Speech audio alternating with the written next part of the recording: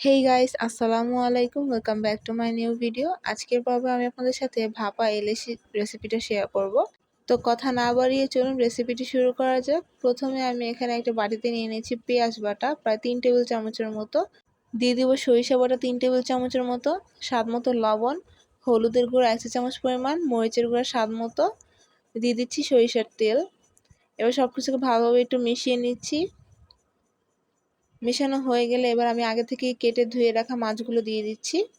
তো এই মাছগুলোকে মশলার সাথে ভালোভাবে মেখে নিতে হবে।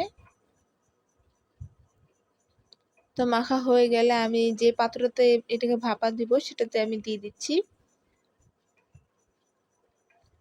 ভালোভাবে সেট করা হয়ে গেলে এবার আমি এর মধ্যে দিয়ে দিচ্ছি একটু পানি, দিয়ে সব কিছুকে আবার একটু মিশিয়ে নিচ্ছি।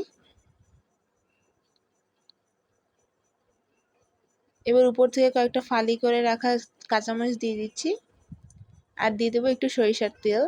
এবার এটাকে আমি ভালোভাবে র্যাপ করে 10 মিনিট রেস্টে রেখে দিব।